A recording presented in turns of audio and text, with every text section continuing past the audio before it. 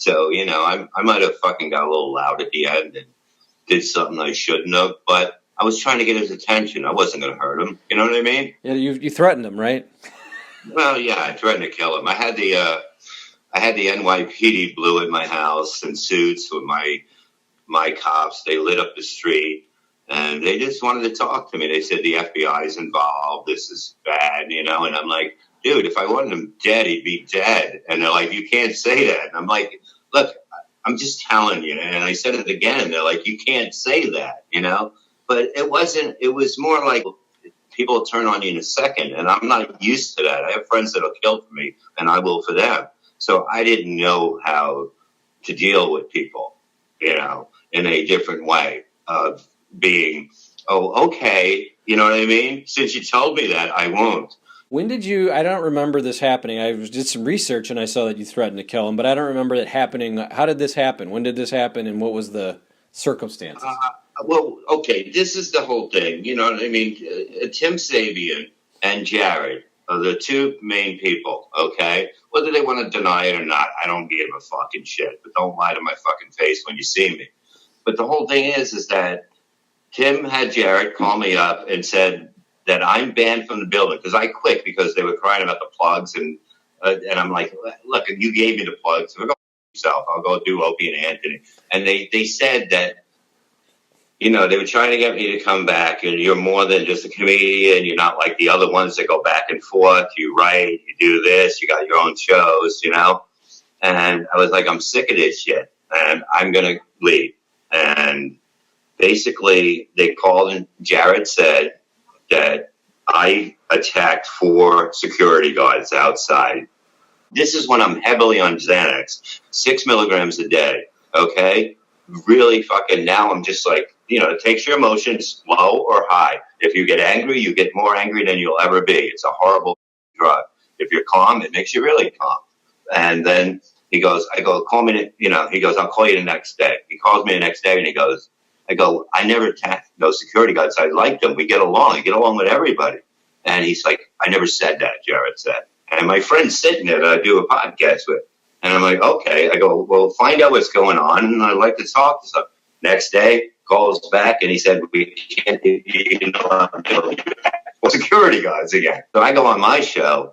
It's taken down. I'm sure that they all took it, all cops, But I said, I'm going to kill him and his wife. I'm going to cut them up and, and I'm playing it. And I've even talked to the detective that was not, that was his bodyguard, not Ronnie. It was a detective that would be having. And we talked on the phone once because he hit me up. He goes, Bob, I know you're in that. And I said, I said, talk to me. And I talked to him and I said, I'm going to do exactly what I did with a knife, but I'm going to say it's an ice cream cake. And I did it. Like I was going to cut up an ice cream cake. And he goes, you're very good at this. I go, yes, I am. I go, yeah, I can have you believe what the fuck. That's what radio is. You know what I mean? That's what radio is. You think I couldn't say those words? You think, are you kidding me? As we did these words that I couldn't say, hedonism. I couldn't say that. I couldn't say any of these words. But it's what is good for the radio at that point. You know what I mean? And then you try to get away from it and move on to something else. That's what I always tried to do.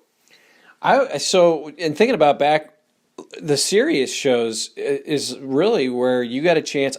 I can't think of anybody that he turned the show over to you during these roasts. Like he literally said, all right, Bob, take it away. And you literally now are hosting the Howard Stern show. When you think of that, think back at that and think, my God, that was some damn confidence he had in me. And it turned out great. You had Baba Booey, Artie, Ralph, and the roasts. Yeah, I mean, it was amazing, because what the plan was, this was going to be a separate show. So it wasn't like a lot of pressure. We're going to tape it. We're going to cut it. You know what I mean? I get a call a day or two before, and they go, we're doing this live on the show. So now everything changes. And I'm like, guys, you got to be fucking ready because I can't, I truthfully, I couldn't see. Like I can write stuff. I can do roasts. I'm much better just going off on people than trying to read stuff. I just don't know how to do that. And I couldn't really see what I was writing. And it was early in the morning. And I was like, I don't know the morning. And I was like, this is kind of this is crazy, but it was going good. The first one was Ralph. I had an order. I wanted to stick with, and then they said we have to do Daniel Carver, and I was like, no. I go, that's going to be awful because you can't get this guy going. You're not going to get him going. This is going to be the worst roast. And they're like, you have to get all black comedians, and I'm like, this is you're giving him a Christmas present. This is he doesn't have to do anything. He has to say one or two words back to them, which are going to be pretty rude. He's going to own them.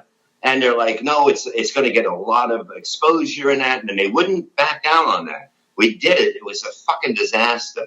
And then I had to change I think I went to Gary next. So it's part of everything. I was going to do Sal and Richard. I love swing, like both of them together, like a love chair, like, and do them both together. I was going to do it, and I was going to do, I wanted to do Scott, because Scott has, like, you look at Scott, you got 7 things to talk. Everybody got like 7 to 10 things to fuck with him with. What do you got on Daniel Carver? You got one fucking thing. You know what I mean? That's all anyone knew about him. And nobody wanted to go. I knew from being a fan that no fans wanted to go outside of the realm of the people in the studio. And that would have been great. And it was supposed to end with Howard. It would have been Robin and Howard. And then we were going to do Fred before that. But the whole thing, I thought, when I even thought about doing Fred, I go, this is not going to be good either. He's another guy that, you just can't get him because he's a unique motherfucker. You know what I mean? It's not going to affect him in the way it should.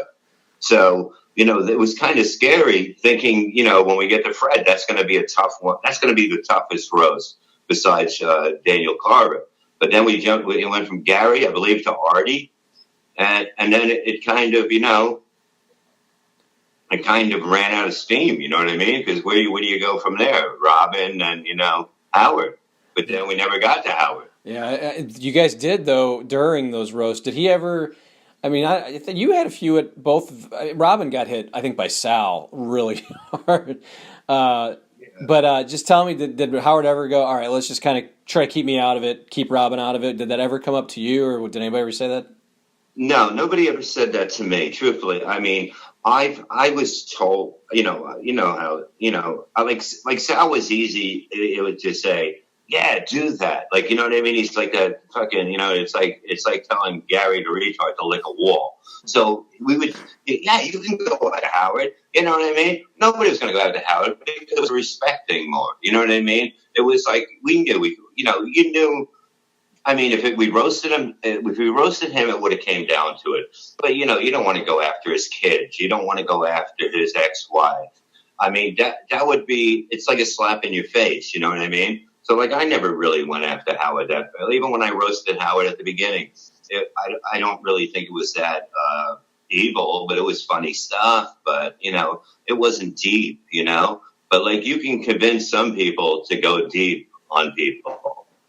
And, I wouldn't, because I liked everybody, truthfully. I mean, I love Robin. I can honestly say that I loved everybody up there. They may not answer that way now because of the way everything ended, I mean, me and Gary had some arguments over, I talked to Gary. Gary was the one person that was the one you always dealt with. You know what I mean? So, if I had an agreement or if somebody else had a disagreement, didn't have the balls, they'd come to me. I would talk to Gary. So, yeah, I come off like a pain in the ass, but I'm trying to, help other people out. You know what I mean? So it looks like I come off, oh, he's a pain in the ass. He kind of tells me what to do. But then you have other people crying to me, and that's what you do. You think you have people you grew up with, but then you realize you don't. Yeah.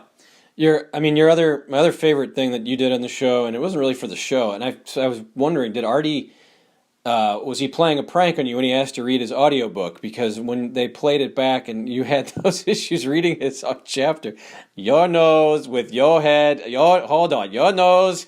It's, Dude, let me tell you something. I don't know. I really think Artie's just lazy, truthfully. But when it came down to it, like Howard probably said to him, which I think he did, how's he going to do this? Because he really can't. I don't look at things. I can talk a great game, but to read a good game, no, that's not my thing. You know what I mean? And I think Howard said to him, he's not going to be able to do it. And I started getting the hype before. So what they got, they not only had a producer with me, they had a second grade teacher telling me how to basically say the words to make it sound normal. And I had no idea at that time. And it was work. And when I got a word, when I got something, I got really excited. And they were looking at me like I was retarded. But it's like, to me, I'm not, a school person. I'm more of a street person. And that's okay because it worked out. But the whole thing is that me and the wife heard that tape probably 6 months ago, the outtakes from that. And we laughed so hard. We laughed so hard at the outtakes from me reading Artie's book. And it was the funniest thing. And I'm like, then you look at it and you go, that show was amazing back then. And when you listen to the bits, oh my God, the Crystal Clear interview, oh my God, that you never heard from because the guy threatened to kill everybody, her boyfriend. You never heard that more than one time on the show. Never made a replay. You thought I was going to kill everyone. That's true. Meant it.